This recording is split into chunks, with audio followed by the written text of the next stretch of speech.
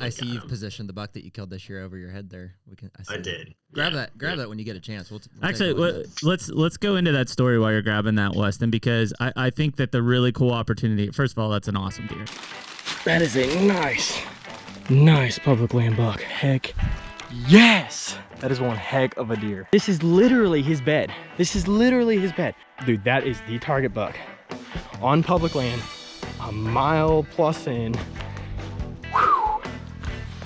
That is a major goal of mine, and I'm just pumped.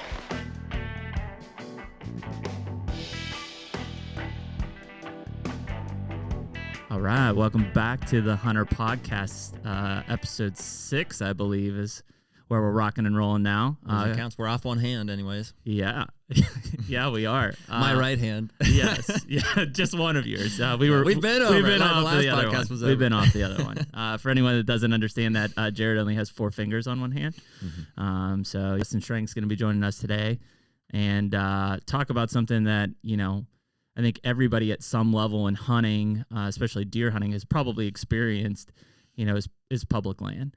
And it's a topic that, you know, has been one of I think more and more discussion lately, simply because you got guys like, you know, Hushin and Hunting Public and people that are really showing that, you know, you don't have to have leases and private land to be able to go out there and have fun and have successful hunts. But, you know, the three of us I know have had a lot of experience with public land and deer hunting, some ups, some downs, and a lot of struggles along with it. So, you know, I think that today it's really kind of understanding and explaining, like, listen, you know, if by chance you lose out on a family farm or you lose out on permission to a piece of property, like, don't throw in the towel.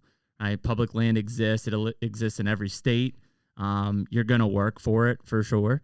But the rewards of it, I think, you know, personally, I definitely get a lot more success and a better feeling off of harvesting a deer on public land. And that's not to knock anything that I kill on private land or leases. It just tends to be you work for what you get on it. Mm-hmm. It's just different. It's not better or worse. It's just a different set of challenges that even if you do have private land to hunt, and you're looking for a different kind of challenge or a different kind of opportunity, there will be different struggles that come with that for sure. But it's there to take on if you want it. Yeah, I think the expectations is a big thing that we'll discuss today because, you know, you can kill big bucks on public land. There's no doubt about that. We've done it. You know, Weston killed a really great deer on Indiana public land this year. I killed a pretty big buck in Kansas on public land this year. I've shot at some in Kansas on public land. You've definitely slung some arrows on public land, you know, and then you get guys and, you know, Hunting Public has done a really good job with it. You know, Warb and Greg and Zach and those guys, you know, they've killed some big deer, but they also just kill a lot of deer, you know, and a lot of bucks, and they work for it for sure. But I think talking about the strategies and expectations are extremely important. You know, if you're going to go hunt public land in most states, you know, let's put Kansas and Iowa and those kind of places aside, and think you're going to go out and kill 150-inch deer, you know, you got another thing coming. I think those guys have done a lot to kind of make hunting public land, I guess, cool again. Like it. I like that. To me, hunting public land is cool again. Well, because I think for, you know, probably in the, you know, the 2000s or whatever, eventually, I think people probably had a stigma that, like, you can't kill a big buck on public land or there isn't a lot of it. Mm-hmm. And I think those guys have done a lot to publicize the public land that is out there in conjunction with tools like Onyx. A lot of these things are resurfacing and people are realizing the opportunities that are out there, and you know, some of us are taking advantage of them. So yeah, it's definitely hard, man. I mean, I would be lying if I said that I haven't seen some of the biggest bucks I've ever hunted on public land, because I have. I mean, there's some just absolute monsters, especially that I've encountered. In the Midwest, you know, when you get these big giant tracts of land, it's really no different than private, other than the fact that, you know, there's it's pressure and there's pressure. It's pressure. I mean, if we go back to it, the number one killer of big bucks, no matter if you're on private land or public land, is pressure. And in private land, in most cases, you can control that pressure to a point. And public land, you can't. It's public, open to anybody. And I know that you and I have had, you know, tons of strategies in Weston as well on how do we get around that pressure, right? And if we can find those spots that essentially we can dodge the pressure, we tend to have success. Yeah. Let's get Weston on here. Yeah, man. Bring him up. Ian, cue the Weston. Calling him in now. Here you can. Hope he didn't get stage fright.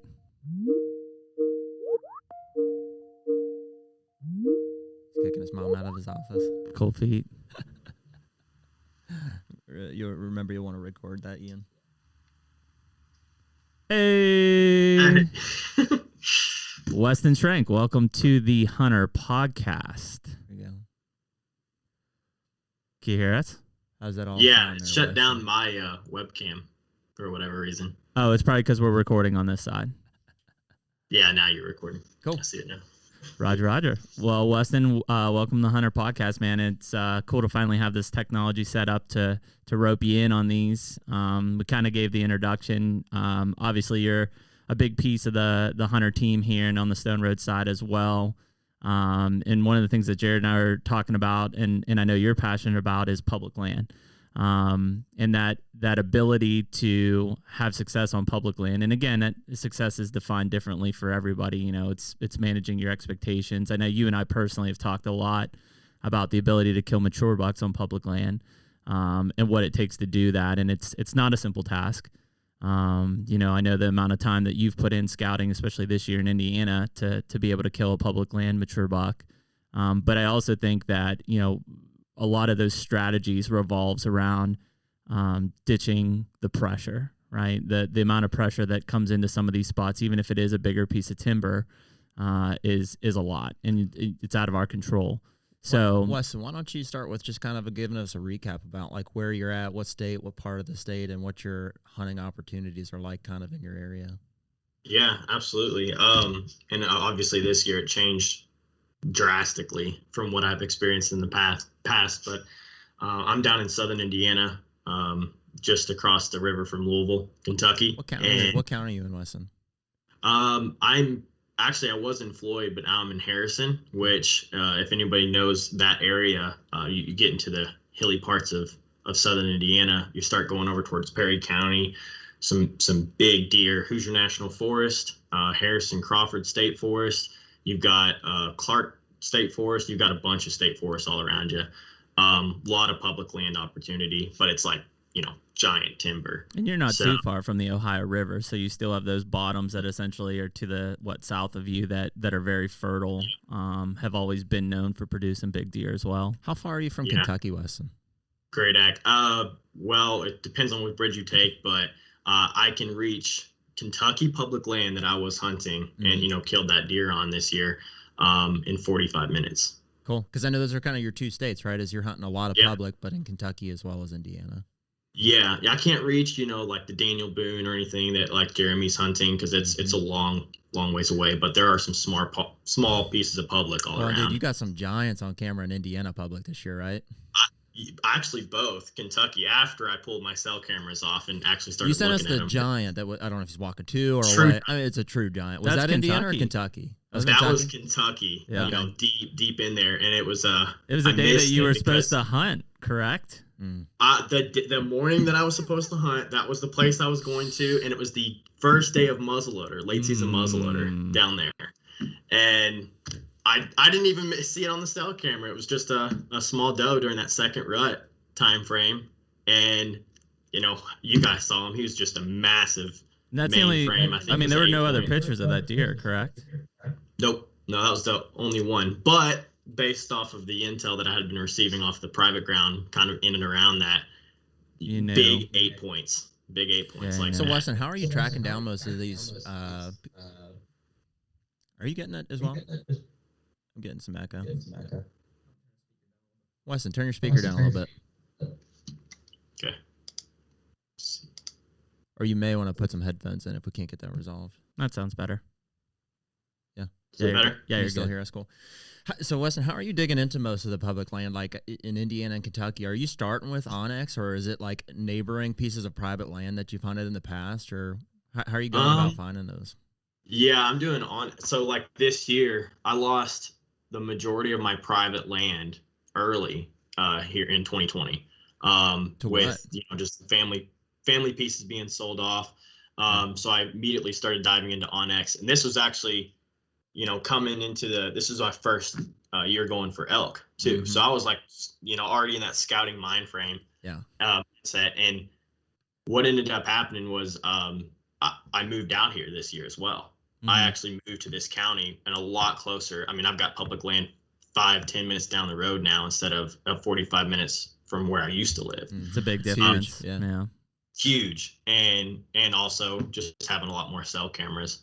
So I started with Onyx, and the number one thing I was looking for was just very limited access spots, like no parking lots, not your common spots that, you know, I've fished around this area. I've hunted some of the public land, and I've gone where everybody else usually starts at. Isn't that funny, man? Ticket, I mean, that, you know, instinctively, you know, most people would be like, well, if I'm going to look at a map, I'm looking at, you know, pinches and funnels. I'm looking for food. But in a public land setting, you literally have to be like, all right, where are the people not going to be? That's kind of where you start, man. I know that, and I haven't hunted a ton of public land, but the public land that I have hunted near the roads, near the parking lots, it's pretty heavily pressured. There's almost always a ladder stand about 100 yards in there. It's hammered all the time. And so I think you're right to start with saying, man, how are people, what parts of this can people not access, and how can I get there? How can I get creative with access to find, you know, places where people aren't getting to? Because that's probably where the deer are at. Yep. Yeah. I've the number one thing I focused on, because I was in that summer scouting mode, was public that was really far, you know, like a mile from any access, that happened, you know, the back of it happened to butt up against a bean field that I might be able to see from a spotting scope from the road on the other side. And that's what I started focusing on. Weston, how many bucks have you killed on public land? Do you know offhand? 2 this year. 2 this past year? Why don't you run us through some of those? You want to talk about some of the properties you killed them on and how you found those deer? So that started this summer, and it was the exact same scenario that I'm describing, where because you moved when, Weston? When did you move? I moved in June. In June, so you dove right into it. It's like, cool, let's find some bucks, let's figure out where to hunt. I wasn't even done painting the house, and I was every afternoon Priorities. I wasn't even working. I was just like running around. Yeah. I looked at Jessica and I was like, hey, those boxes aren't going to unpack themselves, you know? Yeah. You guys, I mean, the Onyx app is just covered in, you know how it is, with waypoints everywhere. You know, giant buck spotted. But, and I actually asked 26 landowners this year, starting in the summer. And only got 1 yes. Wow. So pretty. I mean, seems that's like you good need to work on your statistics, salesmanship. Probably. Yeah. We need to take a salesman 101 on that one. but that is the reality, right? I mean, ultimately there is a tough function there to understand. Like, listen, you're gonna get a lot of no's on this, and I think that ultimately, if we look at where hunter numbers are prior to 2020, right? We saw the spike in 2020 because of COVID. It was ultimately access, right? Access is just continually getting limited. And so the number of hunters are phasing themselves out because they just get discouraged. Like, all right, I asked 5 people. They all said, no, there's no way in hell I'm ever going to get a place to hunt. Why was it, Weston? Like, other than your character, why do you think these people weren't letting you, like, on their property? They were already covered up. With people. They were already covered up with hunters. They said every single one was, we've already got, you know, 3, 4, 5 guys hunting. And at that point, you know, I had to stop at some point and just say, okay, realistically not going to get private land anymore. Yeah, that's crazy. That's 26 people is a lot of people, man. It's a lot of land. It's a lot of land. Are those mainly big tracts, or like what was the average property size on that? Would you say? Every next house. Yeah. Like literally going like 80-acre chunks, or like they'd have to own, like I would just mark an X that they own more than 40 acres, and it had like some timber to put stands in and maybe like an ag field to watch. Some were more specific where I had, you know, seen a 140, 150 crazy to think about how hard all these places are actually getting. Sure. I think, man, when you are, and it sounds like this could be your areas, whenever there's tracts of land that on average are smaller than like 100 acres, most of those seem to have 2 or 3 guys that are hunting it, or at least one consistently. Yeah. It's no wonder that, deer have such a tough time making it to an age of maturity. Yeah, they're just not there. They're getting murdered out there. I think it brings up a good point, too, because, like, you think about the number of places that you went and asked for permission. Let's be honest, over half of those were probably shitty places to hunt. Yeah, who knows? But you were just literally like, I just need private ground to hunt, right? And so at what point, and I think that you probably had it firsthand knowledge this year, at some point when you said, forget it, I'm going to go to public, and you get into some of these public spots, it's like, holy hell, like this is some good hunting ground. Like there's some big bucks in here. Yeah, we've seen all the pictures you've sent of the rubs and stuff that you found. I mean, well, first of all, it's not like where we're at here. You go on Pennsylvania public land, you will walk a long ways before you find sign like that. But it seems like you've got some cool opportunities where you're at. I'm walking a long ways. Like I'm not gonna, shortcut it or anything by any means. But I hit that point that Jeremy was talking about with like, I've hunted these same family farms, even some of the ones that I, still held access to this year.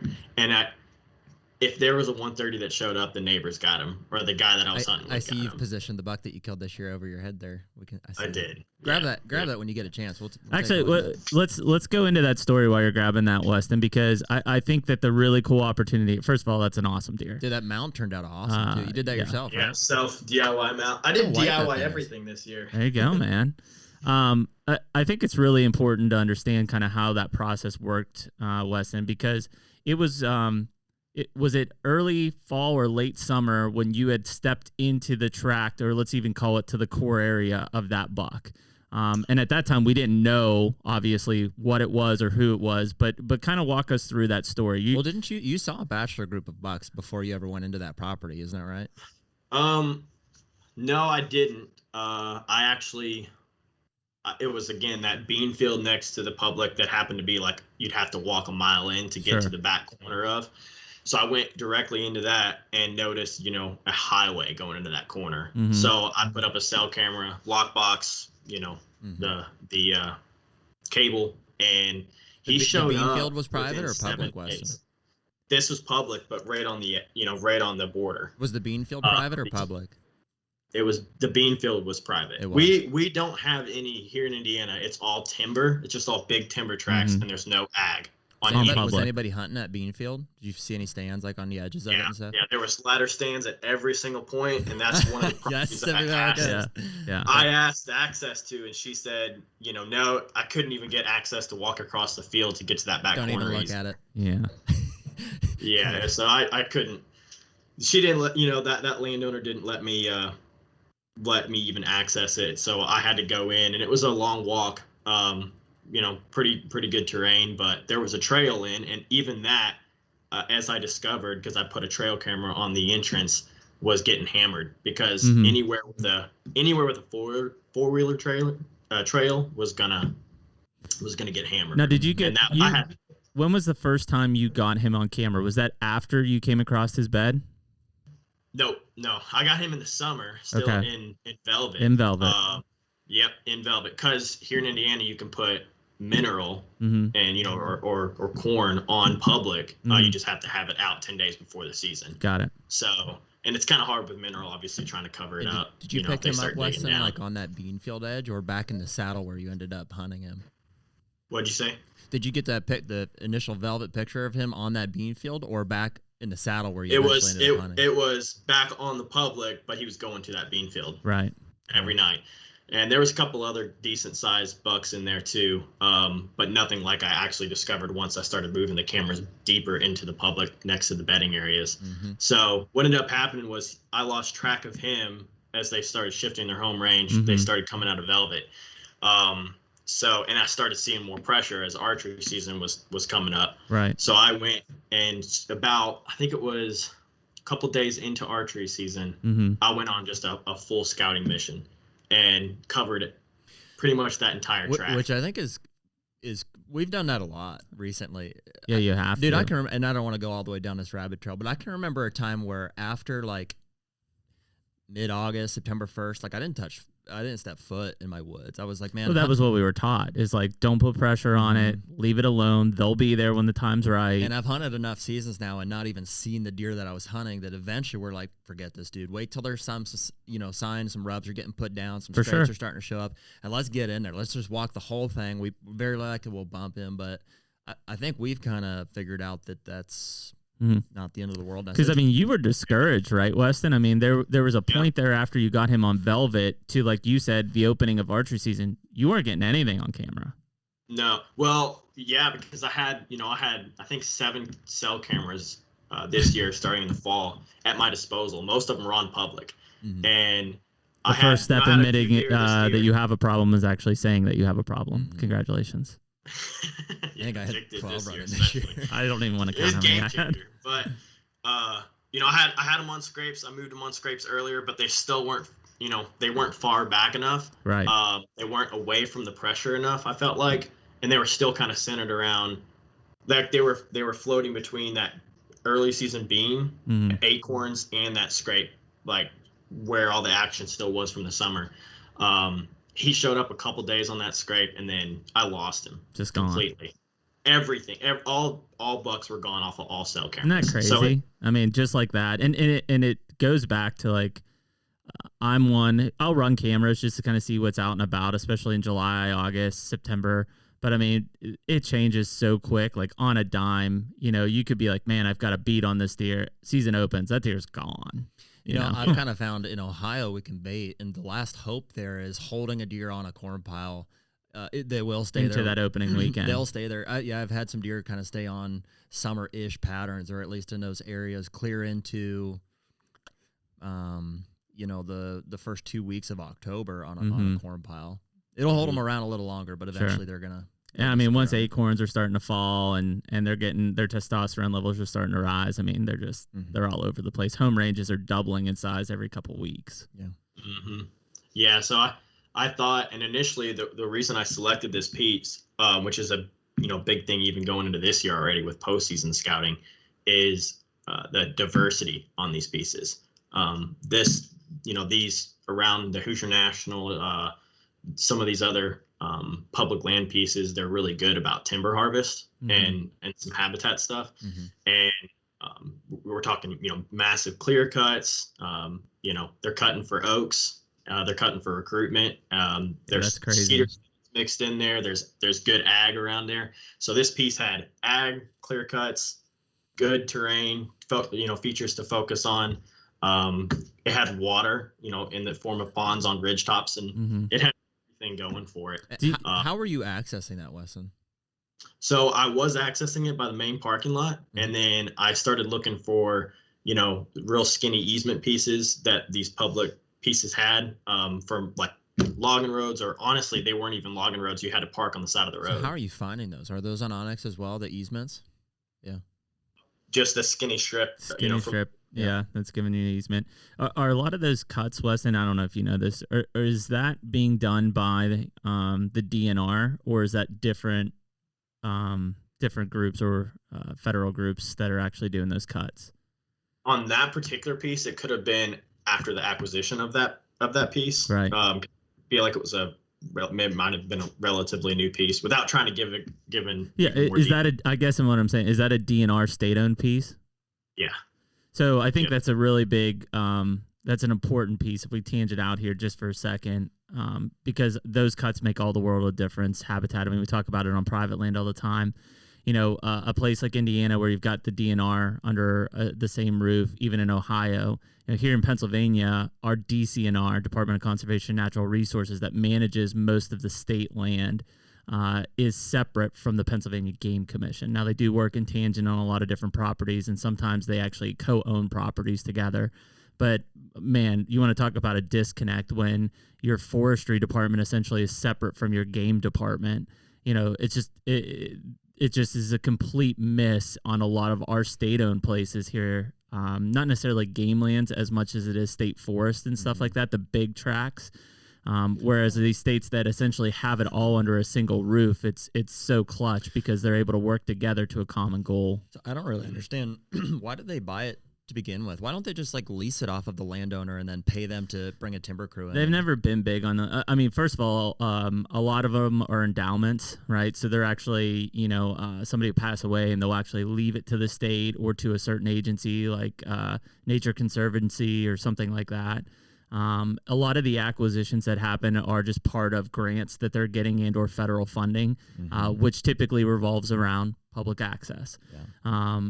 I've had that conversation here with lawmakers and agency people in Pennsylvania for a long time about like leasing, not necessarily property for hunting as much as it's been leasing buffers. Yeah, essentially those riparian buffers that help any kind of wildlife, but also provide access to fishermen on all these streams that are being publicly stocked, but they run through private land. Technically, in the state of Pennsylvania, if my feet are touching the bottom of that creek, I'm actually trespassing. So it's different per state, but it really comes back to that fact that I think at least what you're talking about here, Weston, in this property you're hunting, there's a very diligent effort by the state that you took advantage of. And I think a lot of that is your background and your knowledge in wildlife management, right, from school. But you were able to identify like some of these key habitat changes and edges to say, okay, if I can access this cleanly and I can get back there, you pretty much know that there's going to be some good deer in that area. Yeah. I worked for him for a summer. There you go. Exactly. I mean, I was cutting, for axle trucks to get in and lay rock down. I was getting back in there. We were doing a tree of heaven invasive all the time. I mean, carrying backpack sprayers miles deep to try to control on the public land first, and then even some private landowners trying to control it because it was getting out of hand. So I was getting back into those places, and I just saw the potential and how hard of an access it was. So it gave me a lot of background, but that all those cuts just opened it wide open, and it made it tough. How thick it was, it made it tough to access too. So it's early October, right? And you're heading in here on foot on a scouting mission to basically say you're frustrated, you can't find the buck, you can't find any bucks, right? You're just like, I'm gonna go in here and I'm gonna find some sort of sign that indicates like there's a good one in this area, or this is maybe where they shifted. Yeah, I'm trying to find that shift because he's either off the property or he's deep into one of these clear cuts, because these clear cuts are what are you looking old. For, Weston? Specifically, are you looking for terrain features or sign, or? I was trying to stay on the borders of the clear cuts because those clear cuts were on the ridge tops and the benches, obviously. And as soon as that started falling away, which is typically that elevation line they like to bed at anyways, they got that thick cover to their back. They've got, they can look over, and I was just looking for certain winds and trying to pick up beds, rubs, and scrapes, scrapes coming out of beds specifically. Did you find any of that? Did you find anything like that? So I did a 5-mile loop, and I started at, best case scenario, and actually where I ended up finding his bed, I had to make a decision on because it was getting dark, and I just said, okay, I'm either going to blitz and try to hit that side real fast, or I'm going to just walk straight through the clear cut, and maybe, because there's, clusters of trees where maybe they didn't take out some trees on a sinkhole or something. And I was trying to maybe find those islands where they might be bedded on. Could be a school bus in a sinkhole. Speaking of, did you fall like in a sink? This must be a known sinkhole area. Like, what is this, Princess Bride? I didn't realize those were a real thing. Yeah, that was in Kentucky. What do they call this? Actually, quicksand. That comes into play for this Indiana. Actually, no, it wasn't. It was in Indiana because you were trying to hunt the weather front, and that massive thunderstorm came in.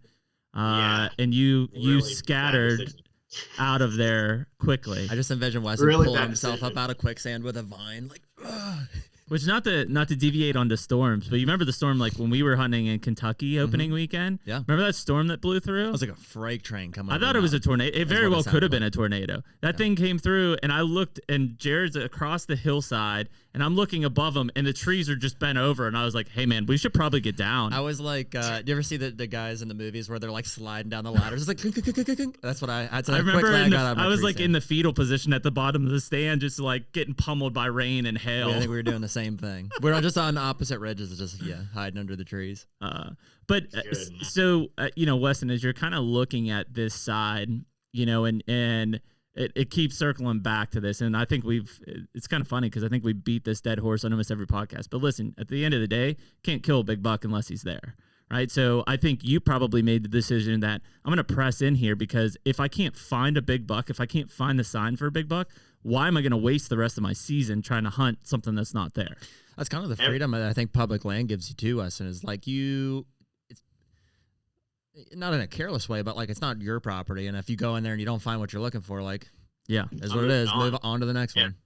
Yeah. So I made that decision, and it took 5 miles, of walking and busting deer like left and right in that clear cut, on the edges of the clear cut, and going in and disturbing a lot. But And I did find, I found a couple of stands, but those guys were even out of the game when I think back to it. They weren't even going to be close. And if I had made the decision to just stay with the same old scrape. I do get a kick out of finding tree stands on public land or on any land for that matter. Oh, no doubt. And just trying to go through, like, man, what were they thinking? Yeah, what was this? Why is this thinking? here?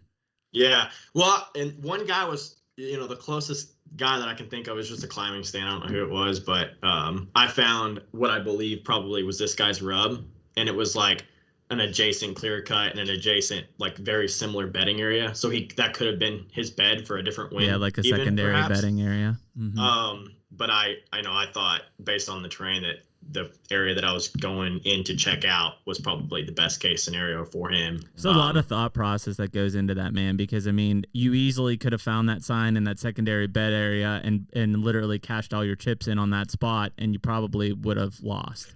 I could have missed it by 10 yards. So what ended up happening was I was coming in from the top and busted what sounded like a freight train. I remember that. I remember you texting me or calling me, and you're like, man, I just busted out. And I mean, then you sent me the picture of the bed, we were like, yeah, this is a big buck. So what ended up happening was I was going through, typically here, like on the ridge tops, you've got pines on the top. So you've got like a whether planted or remnant just a cedars plant and stuff. Yeah. So you've got pines there, and I was coming out and getting into essentially a drainage, and where several habitat types were coming together. And what ended up happening was I found I think it was like a locust and maple thicket, but it was spaced out and stilt grass everywhere. Yeah. So it created some good horizontal cover, which, for listeners, the stilt grass is a major invasive for us. It's on every single logging road here in these public land pieces.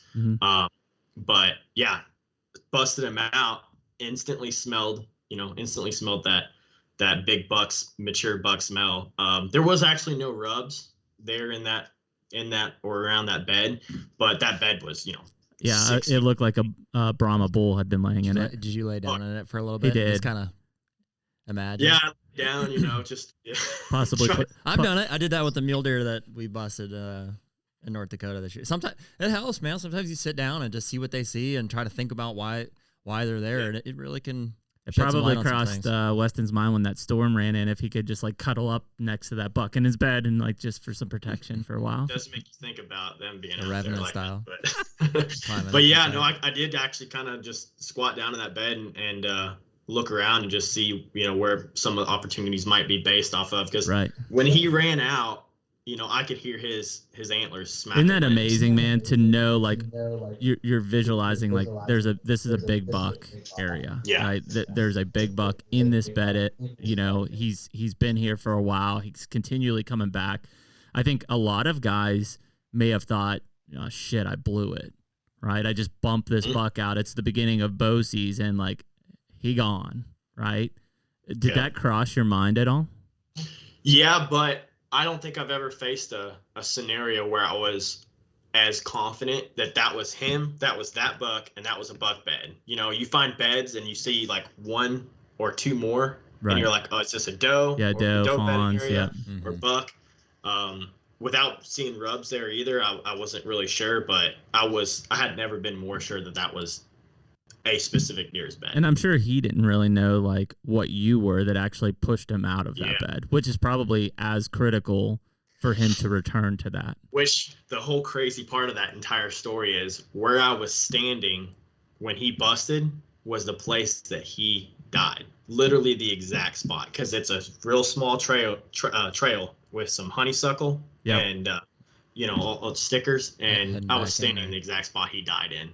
So kind of fast forward us there, Weston. So you find this bed early October. How many times do you go in and try to hunt that deer before the hunt, I guess? So right after I got into that bed, I found the two main trails, which it's a drainage, and so he had one trail going on either side of the drainage, which is also next to some clear cuts, and there was 3 scrapes on beech trees coming out of that, and I put it on the farthest scrape, which in hindsight was a mistake because I wasn't catching him as frequent as I probably could have been. But it was also a safer bet for hunting. Sure. Didn't put the pressure in there. Yeah. Probably about 70 yards, 80 yards from his bed at that point. Okay. So I went in there, 2 times, once with the camera guy, and it was just with that scenario being super close to a bed like that, it's just you're trying not to risk too much with noise and scent. So that was once. I probably went in there another time, I'm thinking, and then you didn't really have a bead on the spot though, right? I mean, you when you had gone in there with Ryan filming, and then even maybe the second time, you were still kind of playing checkers at this point, right? You weren't really sure where you exactly wanted to be without risk of bumping him. Yeah, and the wind too, coming from, I was trying to get in there in the afternoons because that drainage was so steep, but that drainage also was a key feature because it was funneling them. There was a big, here the drainages you have, probably like you guys have in PA or Kentucky, just massive waterfall type looking stuff. So there's your pieces now. You've got obviously multiple habitat types and edges coming together. You now have terrain features to play off of that. I mean, you're literally being able to pick this thing apart. And I think that's important for anyone listening. Like, you're not just going to look at a map and be like, yep, there's the spot. That's where I'm going to sit. I mean, there's a variety of factors that come in there. For you, I know you're talking about X marks the spot, right? It can be done. Well, let's put it this way. I think Weston kind of did that, right? Did you look at that spot on the map and at least have an idea that might be worth looking at? Oh, yeah. It always takes boots on the ground to confirm it. But with the bow in hand, you could be in one tree and be in the game, but not ever actually swing. Mm-hmm. Well, I think the important thing here is like we're playing baseball. We're playing baseball. We're playing baseball. The metaphor in my head. No, but seriously, like you could look at that map and be like, here's where I need to be, right? Mm-hmm. Once you get feet on the ground, every tree makes a difference. Oh, for sure. In terms of where you're actually going to be able to pull a shot. It gets you in the right area anyway. But then what's drastically different this time than every other time I've hunted public, it was the fact that I wasn't just hunting open timber. Sure. Where everybody else just sits, they find one scrape, it might be a community scrape in big timber, and it's just in the middle of a white oak flat. Yeah, like it wasn't timing and luck at that point. Very, very specific. Yeah, you just found the right spot, man, and it wasn't getting pressure. That's all it takes. Yeah, and I mean, in postseason scouting already this year, there are spots everywhere that replicate almost to the exact same scenario. Well, and I feel like coordinates now, just why don't you go ahead and post those on the Facebook page? But no, but seriously, I mean, if think of that in terms of expectations, like you've obviously figured out a recipe in that area for habitat types, terrain, etc. And if you can identify those from a map, right, using Onyx or whatever, now all of a sudden you can walk right back in there and feel pretty damn confident that you're going to be able to replicate or at least be on the trail of a big buck in that area. Yep.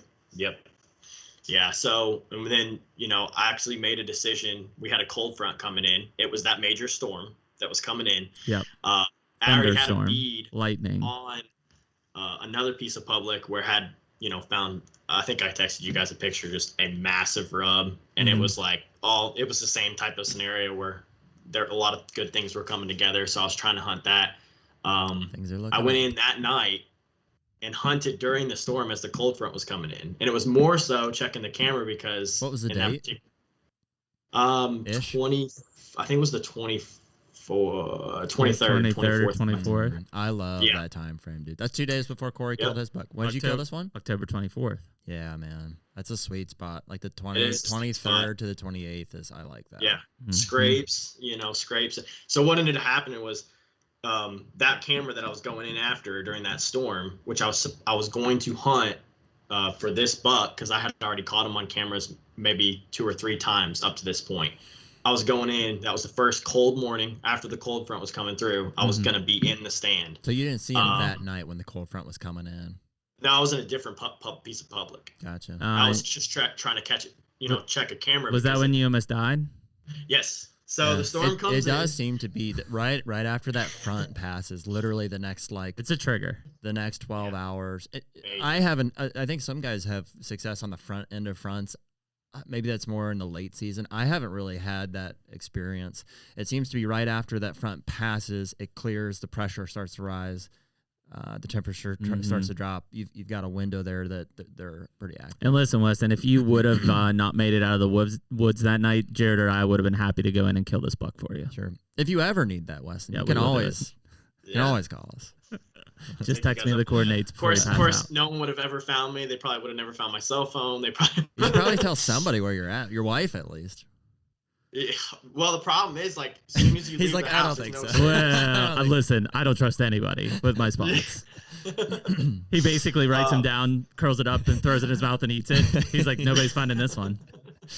Yeah. But what ended up happening was that storm moved in, and I was trying to bust out of there, and I was walking through.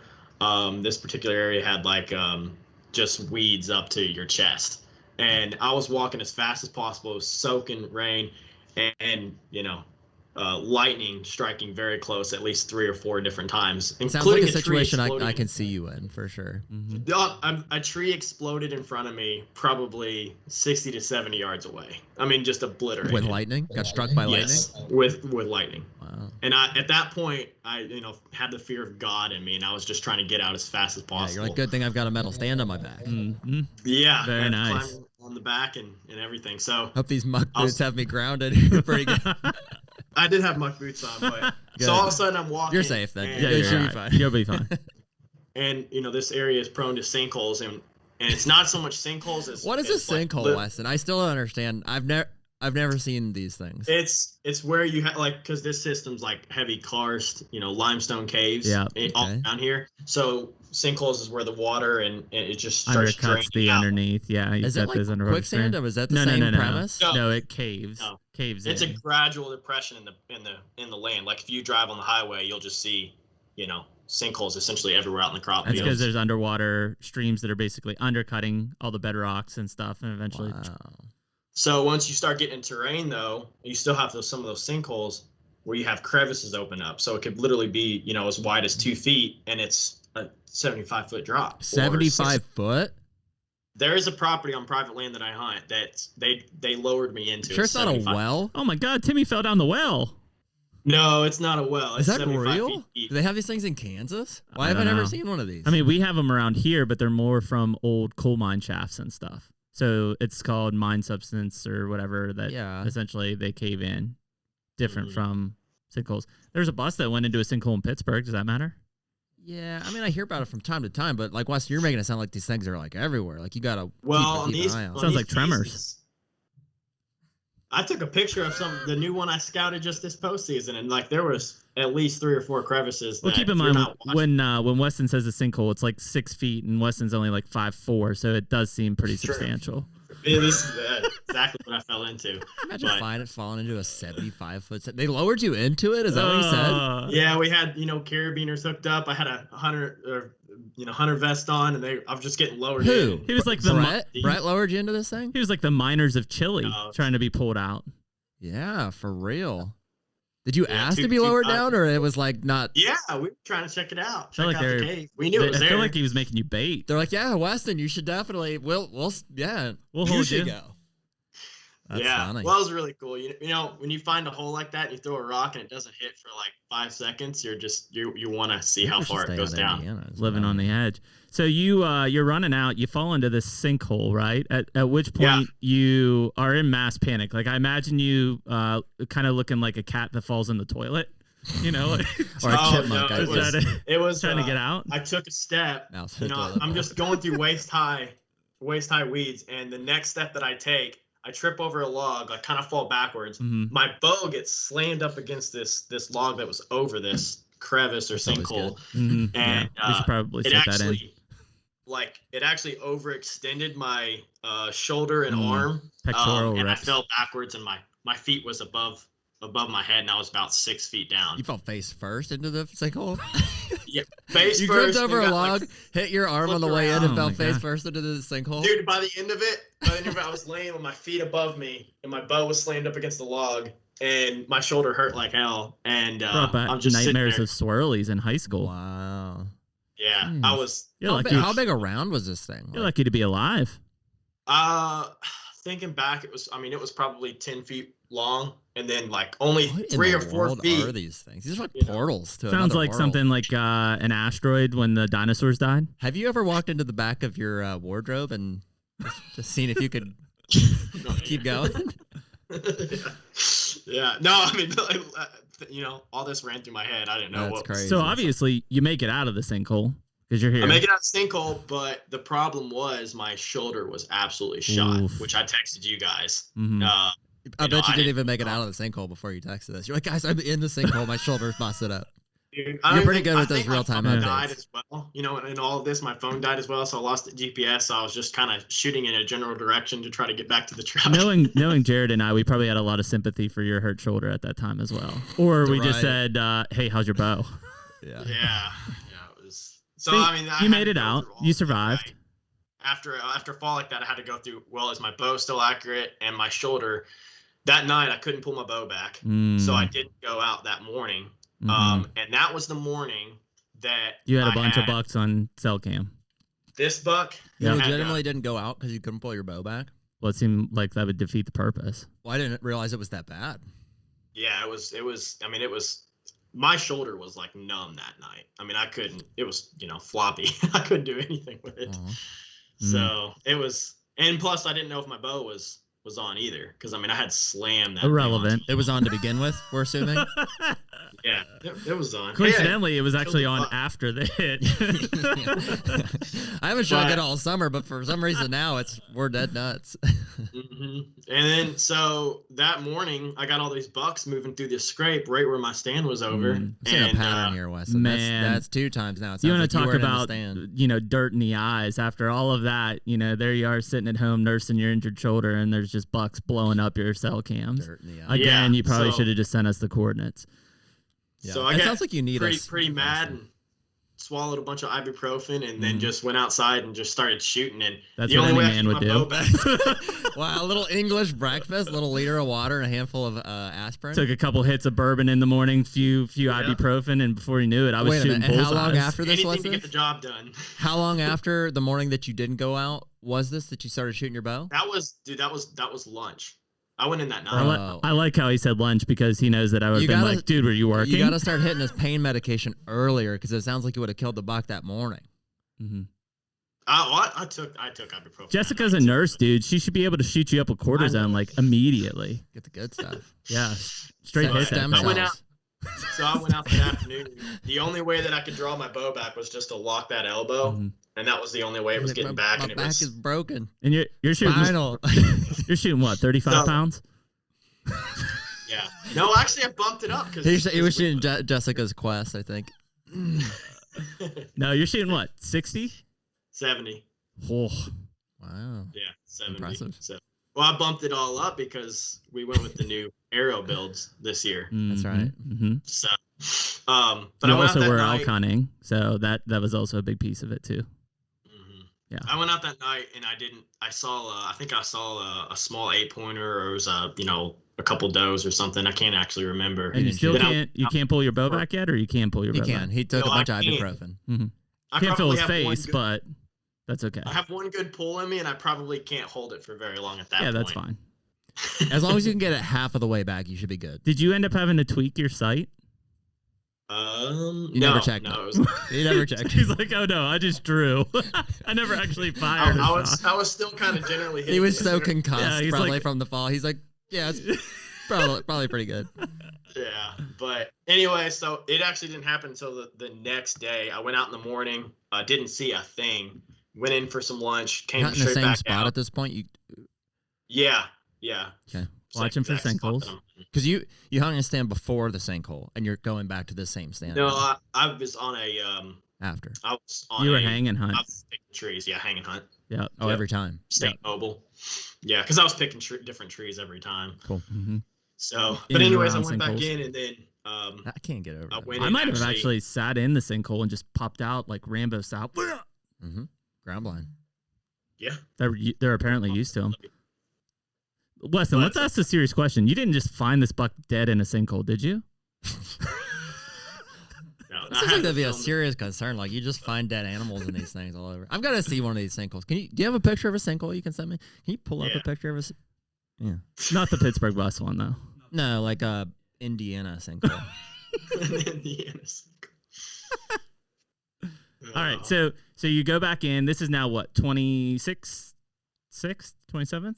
20. I think it was the 25th. Okay. I think It was the afternoon of the 25th when I shot him. No, it's not. That's this. Can't feel your face That's at this point. That's the same day Corey shot his buck? Yeah, it was actually. It was the same day? Yeah, it was. Because I remember you guys both, you both texted me. Wow. Was it? Was that a work day? No, it was a Sunday. Sunday. Yeah, it was. You guys both killed on a Sunday, I think. I think that's right. How about that, Apples? Because you and I think, were talking with Corey when Weston texted me that he had killed as well, or he had shot. And I was at the cabin. Were at the cabin. You were at the cabin 25th. Ryan. Yeah, Ryan and I were at the cabin filming segments for Hunter. Cool. Yeah, so it was the 25th. Put that in the calendar. Man, I was going through withdrawal because here's everybody killing big bucks, and I'm sitting there like in my cabin, not hunting. Yeah. You were still. I think you were. I was still trying to figure out what antlers look like. Yeah, you weren't even close. Yeah. It was a good day. I remember scouting or whatever. Yeah, I was just hanging cameras in stands. So what happened, Wesley? It was an evening when you shot this buck. Yeah, so I went in the morning, didn't see anything. I came back out, I didn't see anything in the morning. I came back out, and then soon as I got in that stand, there was does and some small bucks moving, and I was filming. I can't remember if coyotes ran through or not. I don't think they did. They might have been in the morning. I think they were in the morning there. Yeah. Because you said that it had ran right up into or right by that bedding area. Was.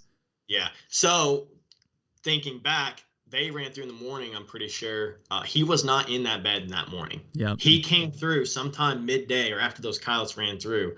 So when I left to go get lunch and climbed out of the tree, he had moved in. I'm probably 70 yards from his bed at that point. He was in that bed. He just didn't have that visual sight line because that's the tree in the area that I picked once I found his bed. Came back in that morning, and it was like, well, it was early, Jeremy. Yeah, it was like really 5 early. o'clock. Yeah, because Ryan and I had just gotten done putting cameras and stands up and stuff, and I mean, it was still plenty of light at that point. Yeah, it was real early. It was like 3:30, 4 o'clock probably. Yeah. So what had happened was I was just, looking around and kind of watching exactly where he was bedded, and I didn't see him stand up, but I probably could have. I probably saw within his first 3 or 4 steps coming out of his bed. You were a little taller. The problem was the wind was coming. It was blowing into the drainage and blowing across the drainage and onto the other side. His bed's up here. He immediately started heading that direction because the thermals were falling off the clear cut and the wind was going this way. So he was going to be caught in that swirl on the terrain. Swirling. And he did everything possible to hold in that fart so he could catch your wind. Listen, we've all been there before where it's have you ever not farted because you thought a deer was going to smell it? No, not at all. I just hope I have enough base layers on to capture it. Like a charcoal, like a filter. The scent lux should we've got it covered. It should filter it out. No, it's ozone. Yeah, I would have a ozonics in my back pocket. I actually strap mine to my belt facing backwards.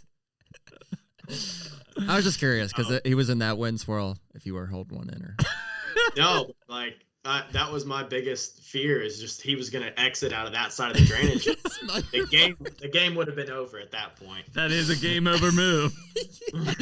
Man, what a tough way to end it too. It probably would hurt your tummy. Yeah. So anyways. But that's when I rattled. I rattled and groaned at him, but right after I got the camera, I actually didn't get the main camera. I mean, that's a good point that we haven't even talked about, right? So this obviously is going to be coming up on one of the Hunter episodes here. Like Weston's self-filming this whole thing. Yep. Which you had a GoPro over your shoulder, and then you had your camera arm with you.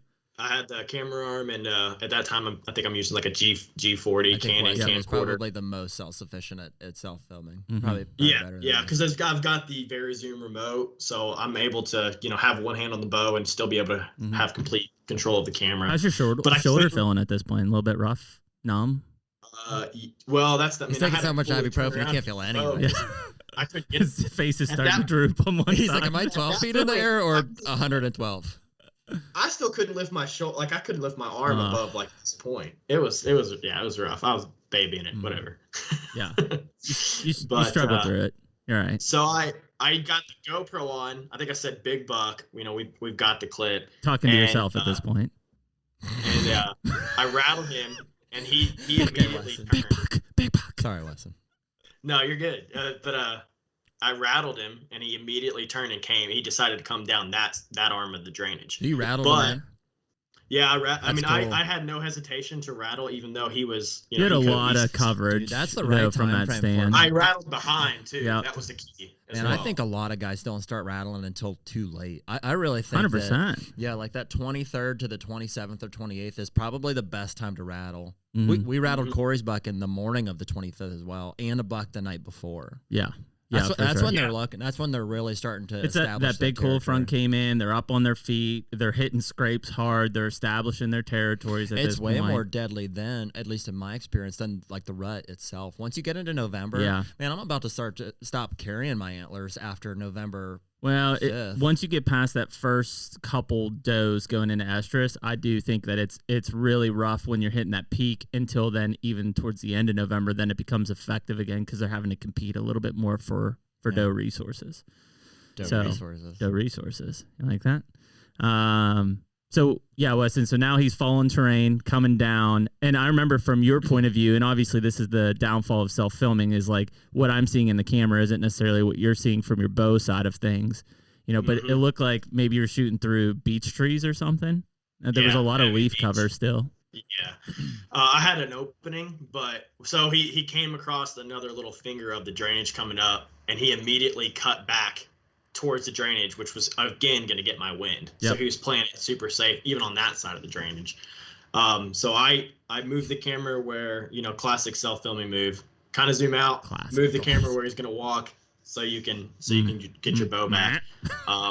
In the GoPro, you can see me just absolutely struggling. Like you can hear it shaking as I'm trying to get the bow back. You're going to take a lot of shit for that too when people watch that episode. We'll go along with you and say it was probably the shoulder injury. Yeah.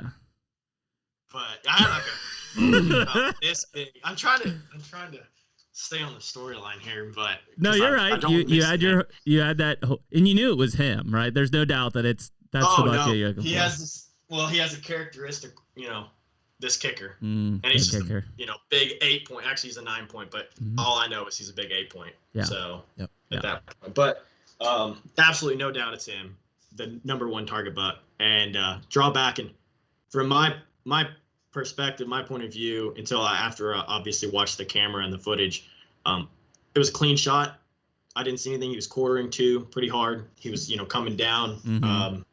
At an angle at me. And you felt like you basically had to shoot at this point or no chance. Yeah, right? He was literally 15 feet from catching my wind. Yeah. So even my ground scent, I had laid just 15 feet from him. So shot, and it did catch a limb. I had no idea that it caught a limb. All I know is that arrow kicked hard left and hit him really far back. When we say far back, we mean far back. Really? How far was the shot, Weston? How far was he from you? 15 yards. Oh, wow. 10, 15 yards. Yeah. So, I mean, I just put the top pin on him and, what was he? Did he get hung up? Was he like looking for something, or he was looking for that rattle, probably. He was just looking. I'd rattled behind me that morning, of course, or the previous morning, there were several bucks in there. So I'm sure he's just looking. Knew he was trying to just protect that area. Yeah. So and you watched him tear out a sight a little bit there, right? Or he stopped at some point and walked. Right? Well, so I shot. He busted down into the drainage, and then he stopped in the drainage, and I was like, this is classic. He's just gonna sit there and walk off that slow walk, and I'll never find him. Because you think you put it in the guts at this point? Yeah, guts. But again, as soon as I called you, based off of his reaction next, he stopped. And he didn't tip, but he... Yeah, you said he looked rough. That's why I think when we were talking, and we have it, that's the one thing that we do have at some point we can pull up, is we've got this conversation on phone back and forth between Weston and I. He's filming on GoPro. Ryan's with me at the cabin. But I think that I was like, well, man, you must have hit him in the liver or something, because if he's going down that fast, like, he's bleeding out pretty quick. Yeah. Because then you got down fairly quick... and went over and was like, yeah, there's a ton of blood. Yeah, you didn't know you hit him back, right, Weston? You thought it was a good hit, or a little back? It was back, but I instinctively, for whatever reason, based off of his reaction of running, like he was, he ran. That'll do. Plus, he ran straight back into his bed. you know, I saw him run back into his bed, and I also thought I saw absolute like that whole blood splurting, you know, spewing out everywhere. About to tuck him into his bed. And got down. The arrow was covered in good blood and the splatter and everything. At which point I was super. We've since figured out butt blood. Yeah, right? I was super confused because he's like, I can look out ahead of me and it's just painted, and I'm like, and you're like, yeah, it's red. I'm like, well, that's not liver blood. Your like blood is red. What broadhead were you shooting? Montec? G5 Striker. Or it was G5 Striker. There's your problem. Yeah. But that new arrow setup, you know, being super. I was just kidding. So high I know you're a fixed blade guy, right? You like fixed blades. Yeah. We ultimately figure out that you end up hitting the artery that runs along the back, right? Yep, high. Which in retrospect is like 3/4 of an inch up and down shooting to hit target. Or like if you're a 1/2 inch underneath that, you're not hitting anything. You're not killing that deer. Yeah, no man's land. Really lucky. Well, I don't want to say that, but yeah. No, very, very lucky. That's all right. There's nothing wrong with that. Well, you hit a limb, so who knows where you actually would have hit. It probably was perfect if I know you. I was. We still don't know if that bow was sighted in after the sinkhole incident, but I believe that you were holding dead on for probably double long. Probably would have hit. I was tucked in right behind that front shoulder. Did you find the arrow right away too? Like it was like a pass through, basically. Pass through and several inches into the dirt. That's crazy, I man. love that arrow setup. But found a bunch of blood, got off the phone with you, and walked straight back into. Here, Ian's gonna pull up a video. Ian's gonna pull up a video of what? Oh yeah, there Weston you go. shot. There we go. I don't know if you'll be able to see this or not, Weston, but you'll be able to hear it. Screen present, but.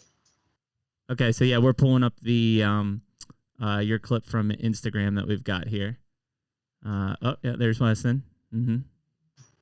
Yeah, the shoulder's looking a little weak there. Looks like he hears something. Can you hear that, Weston? Yep. Okay. Lots of crows. All right, it's October 25th. About 43 degrees. Pretty solid wind. They could come behind me. I'm just not sure how they work through this drainage. Ugh. Little tube action. Big buck. Big buck. Get on him. There's the ride line behind you're talking about. Man, I love that time of year. That's a big bug. Oh, that's so awesome, man. Dang. Yeah, he's looking hard for that. And man, those big bucks know too. If they don't see it, he ain't hanging around.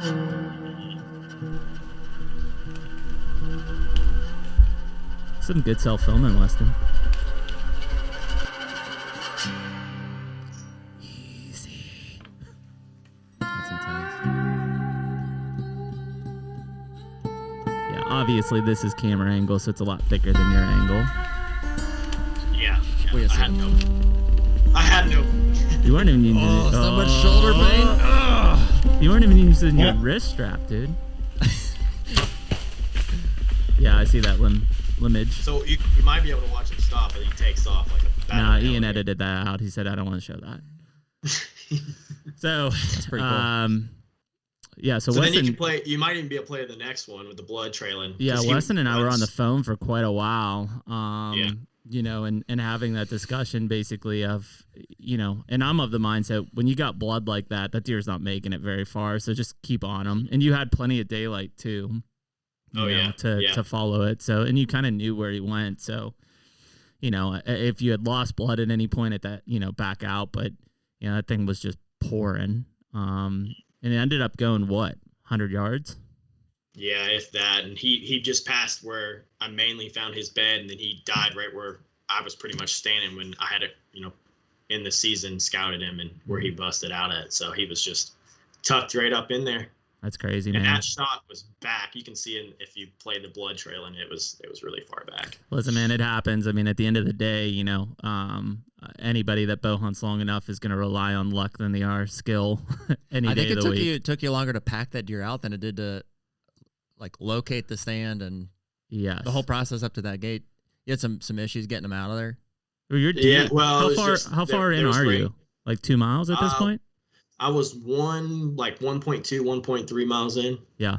So, but there was, you had to hike right up a hill, back up into those drainages. So it wasn't a cakewalk getting in there. And you packed out some of him that night, but you came back in the next day, or did you get it all out that night? Back in a little bit for the next day. It was supposed to rain that night, so Brett actually came in and we cut him up, and I obviously had punctured the guts a little bit, so I actually got dumped on.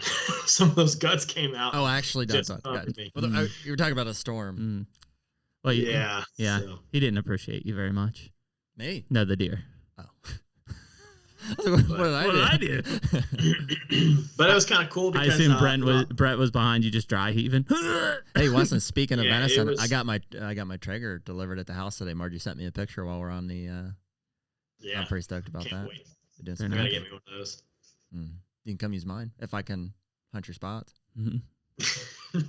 Sounds like fair trade. Yeah, it was kind of cool to be able to use all that elk gear. I had the Western pack, all the the meat bags and everything. Yeah, you had prepped for an elk hunt, so this is only what, a month and a half later, so you've kind of prepared for packing out. And we've done it numerous times. We did it in North Dakota. Mm-hmm. We would do it in Kansas in a lot of cases if we needed to. Mm-hmm. And so it's definitely where you do have to check regulations to make sure it's legal to do it. But in a lot of cases, it's the easiest way to get those deer out. It's a really good skill to have, especially on public land where you're hunting some of these spots that are way back in. It's a non-issue on private land in most cases because it's like I'm going to back the four-wheeler or the UTV right up to where he died. But this year too with COVID, it shut down all the deer processing. Yeah. So did it? All the processors. You're on your own. Wow. So I was actually going to be processing myself anyways, which actually almost made it easier because I was able to just slip those into some coolers when I got home, and I didn't have to process it again or start from scratch. I guess I couldn't hang it up. It was 50, 60 degrees. Yeah. So. Pretty cool, man. That's it's a heck of an accomplishment. I think that when you're setting out to find and locate a big buck on public land and you can dedicate your time and effort to them, and obviously by the number of times you hunted versus what you scouted, you do a lot of what Jared and I have talked about in the past here, which is you just got to hunt smart, right? It's not about frequency of being in the stand as much as it is being there at the right time. That you need to be. Time of year, yeah. So that's pretty cool, man. And I'm sure a lot of people can relate to that and having those opportunities. And frankly, I think there's a lot more opportunities that exist to get in there and study and maybe encourage people to get out there and put more boots on the ground, not necessarily in the spots we hunt, but their own spots. I think the biggest takeaways would just be again, everyone thinks about getting really far, but there's always those groups of guys that aren't going that far anyway. So you might just stack yourself right next to them anyways. But looking for those terrain features and habitat, but going in far. There was actually, based on that cell camera, which was right on the main trail as well, and I had, several more in that area, there was probably only one or two guys even hunting that tract, and they weren't going in past the half mile. So, pressure is key, man. No doubt in my mind, the number one killer for big bucks, wherever you hunt, whatever you hunt, private, public, is pressure. You put pressure on those deer, and they're better. They're just as good as dead at that point. That's what happens. So and cell cameras. That was the biggest thing. That's a huge tool, man. People will knock that kind of technology and say, well, it gives you an unfair advantage. Listen, if the tool's legal, use it. And it's especially when you're working and you got family and everything responsibility wise, time is a commodity that, you're not getting any more of. So, having those kind of 24/7 in the field eyes for you, giving you real time updates is unbelievable. Well, cool, man. Could have missed the whole cold front. Yeah, that's it. Cell camera. Yeah. Check a camera a week later and that information's no good. Yeah. So exactly. Well, cool, dude. Well, we appreciate you coming on. I know you'll be a frequent guest on the podcast here moving forward now that we got the new technology set up. We've got lots of things to cover here in the upcoming spring, from food plots to turkey hunting to shed hunting. In fact, you were out 2 days ago and found a shed from last year. Yeah, last year, probably like a 130-inch 10 point, just one side. But that spot, like gold on the board. exact replica of this setup almost to a T. You know, clear cuts, drainage, everything, and the big beds, big rubs. I'm pretty excited because I think that's going to be big beds, big grubs, big bucks. That sounds right. It's t-shirt quality.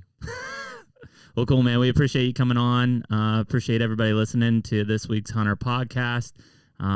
Excited to keep making these for you guys. You know, comment below if you ever want to hear any topics or focus around anything that, you know, is kind of intriguing or that you have a good discussion point on. And we'll see you next time. Take me